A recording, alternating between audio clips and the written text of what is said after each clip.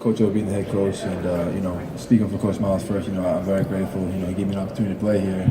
With Coach O, he brought this, this motivation factor. I really feel like watching. He's up there sometimes before we even up there for our 7 o'clock workouts, and just watching that, and I think us really focusing on technique, and for us we have our workouts, but then afterwards we have our optional. Just the players do it, and he really wanted us to work on some technique, fundamentals, and stuff like that. So when camp comes around, we're ready to go. Who's the best offensive lineman you faced? Since I've been here? At LSU. Oh, at LSU? No, I mean since you've been at LSU. Oh, okay. A guy that's I think here too is Frank Ragnar. He's very good. He's a guy that you really have to prepare for. I know 2 years ago when we were playing them, I was going against him. A guy that's very hard to go against. You have to be very technique sound because if you don't, it'll be a long night. How about an NFL offensive lineman you'd like to face the most? Face the most? Oh man, there's a lot. I really think a guy that an LSU guy, Andrew Whitworth. He's a guy that I see him up there all the time. He's very competitive, and watching how he attacks his workouts and how he tries to be a perfectionist is something that I'd like to go against. How have you seen Darius grow as a leader? You've seen him his whole time here, right? From when he was a freshman, right? And now being a little bit more mature, more serious, Darius, I guess. Right. I think when he first came in, it really helped him out was because he was a freshman. He had guys like Leonard, and that could help him get through that. Now with him being an upcoming junior, he's got other guys coming in that he can be that guy. So I think it's helped him mature a lot because he has to understand that he's going to be a leader for this football team, and he wants to be. And he's attacked this year, going into this year as a leader, and he's not just he's the guy there, and guys are looking up to him. So from freshman year to going to his junior year, I've really seen him become that leader and understand the process he's had to go to get to that point. The 18 and the 7 kind of thing with LSU, they continue to represent you guys here. How much have you and TJ maybe talked together about continuing those traditions and what they mean for LSU? Right, it's crazy, man. We, growing up and watching LSU play, in the career process, you always saw 7, you always saw 18. 18 with Tyrann Mathieu. For me, when I was going, being recruited, Benny Logan has been a great mentor to me. It's just something that we want to keep the tradition growing, and it's just those numbers mean so much to LSU's history. We want to make sure that we keep a positive impact on it because there's a lot of responsibilities that come with it. So we got to make sure that we do the right thing for it because it carries a lot of responsibilities, but we're definitely up for the challenge. What do you remember about living in College Station? I remember it was, playing for A&M Consolidated. It was something that, I was very, excited with a great team.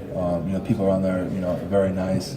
They helped my family, that only year we were there, we had great neighbors and stuff like that. The people there were outstanding. And I just remember, it's a great school, great people. And, I definitely would recommend somebody who's ever looking there. Is it weird going back to when you play in Kyle feeling kind of in senior stopping grounds like that? Yeah, it was. I'm not going to lie. It was something that I think we played there my sophomore year, and I couldn't travel last year because I was hurt.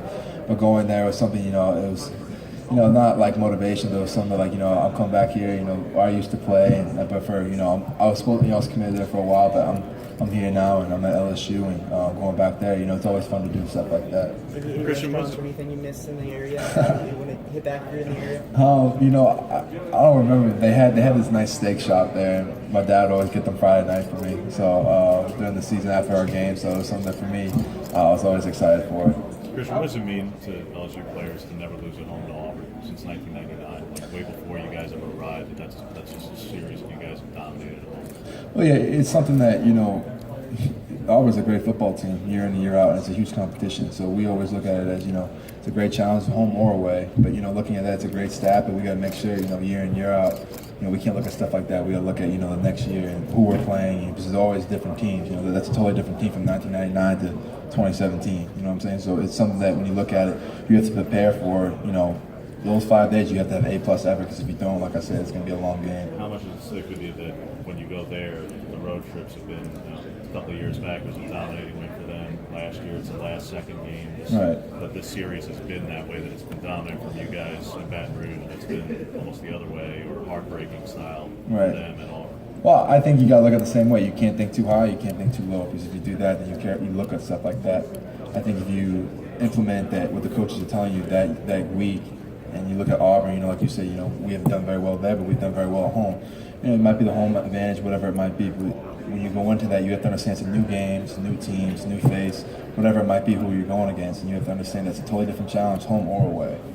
Christian, The you year got, you spent, kind of almost as an assistant coach changed the way you acted. Yeah, I think he kind of, talking to Coach B and Coach O, them telling me, you're going to have a whole new perspective of the game.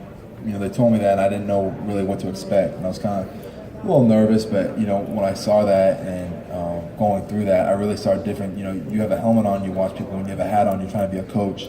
It's something that you see a whole different ball game, how you approach players, how you help a teammate, whatever it might be. So I think that really helped me because I kind of became a coach, and that's something I want to do later on in life. But to become a leader like that, I think you have to understand that people go through that process, and you have to help them through that. And if you do that, people respect you if you do stuff like that. Christian, Tennessee is a team that rotates as your East opponent this year. You guys go to Knoxville and Neyland Stadium. Right. As a student athlete, how important is it to your experience to get to go to different venues? Because some venues you may not get to experience. Right, and Tennessee is a great venue. They're a great football team. So I think it's something when you go to the SEC, you get to go to great places like that. When people, away come to Tiger Stadium, people consider that one of the best stadiums in the world with other ones. And if you look at stuff like that, it's a huge opportunity. You go to Knoxville, it's a great football team with a great stadium. And I think it's a great recruiting factor as well. You get to tell these players, listen, you get to go to great places, you get to go to NFL stadiums, not just these college great facilities. So I think it's something when you're a coach, it's a great recruiting factor as well. There's a lot of young guys on this team.